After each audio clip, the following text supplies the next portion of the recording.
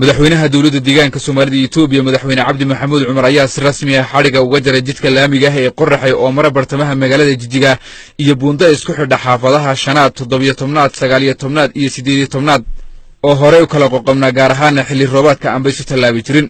jidkan oo muddo 2 sano ah uu dhismihiisu socday kana dib dhacay xilligii loogu talagalay sabab la xiriira ballaarinta masar baleenka wadada labadeeda dhinac oo waqti dheer qaadatay ayaa waxa dhismihiisa fuliyay shirkado kala duwan oo deegaanka ah wuxuuna jidkan qayb muhiim ah ka qaadanayaa isu socodka gaadiidka iyo bilaada caasimadda deegaanka ee magaalada Jijjiga maadaama uu yahay jidkan mid ballaaran oo ballaciisu yahay 30 mitir haddaba madaxweynaha dawladda deegaanka Soomaalida Itoobiya madaxweyne Cabdi Maxamuud Cumar ayaa ka hadlay xariga jarka kadib ahmiyadda uu jidkan u leeyahay caasimadda deegaanka leeyahay shacabka magaalada Jijjiga khambariyo leeyahay in waxa ku raadada xariga laga jaro gaaraan bridge wadada waxa ka sameeysan bridge-kan oo aad garan karaysaan dad badan inuu waxa weeye dhibaato ay ka soo gaadhayso gaaraan xilliyada roobka markuu doo kale xukuumaddu iyadoo ka jawaabeysa baahida shacabka waxay go'aansadeen in wadadan iyo bridge-kan ay israacso muhiimna ay tahay marka la eego horumarka iyo horumar la'aanta waxaa lagu garan karaa shalay togan dhibaatadii dadka daantaas degan dhibaatadii kasoo gaadhaysa maanta laakiin roob kasta hadduu doo waxa weeyaan roobkooda ay shaqaysan karaan xilligay doonaan baa ay socon karaan taa waxaa dhihi karaa horumar weeyaan wadada markii la sameeyey waqti badan bay qaadatay sababtoo waqti badan u qaadatay waxa weeyaan kow meesha ay ku taallay oo waxa weeyaan desaynkeedu uma habboonayn wada yar bay ahayd labada dhinacna guryo badan baa ka dhisnaa guryaha badan ee dadku leeyihiin waxay u baahan tahay in la dumiyo noqotay sidoo masar lala kudhigayo balse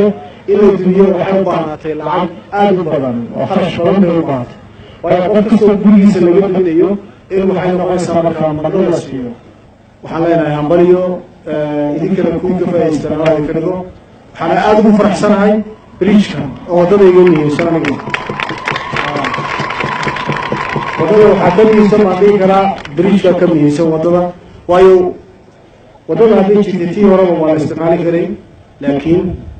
bridge-ku waxa weeye dhibaato badan buu lahaa gaar ahaan waxaa fahmi kara dhibaatadeeda dadka maxaan ku dhankaa degan ayaa maxaan ku degan yaa garan karaa dhanka kale bridge kale isaguna waxa weeyaan isla jaamacadda uu isaguna meel fiican maraya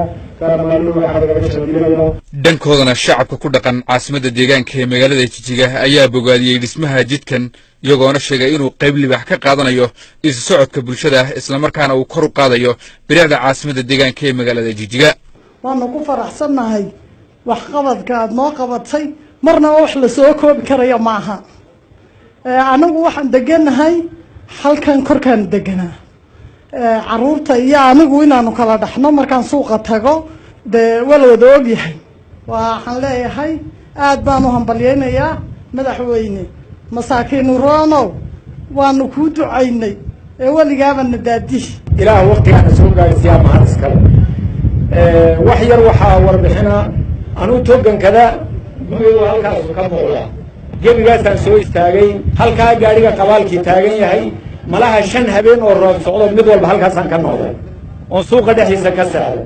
gurigina waa ka soo jeeda ma sha Allah maanta meeshii la doonayo waa la gaaray jidkan laamiga ah ee Qorraxay oo dhererkiisu yahay 7 kiiloomitir iyo buunda si casri ah u dhisan oo isku xidhaysa xaafadihii awal aan si talaabi jirin ayaa qayb ka horumarka sida xawliga ah u socday ee xukuumadda deegaanku kor ugu qaadayso kaabayaasha dhaqaale waxaana jidkan dhismihiisa ku baxday lacag dhan 398 milyan oo bir iyadoo inta uu dhismaha jidku socdana fursado shaqo ay ka heleen boqolaal shacabka deegaanka ah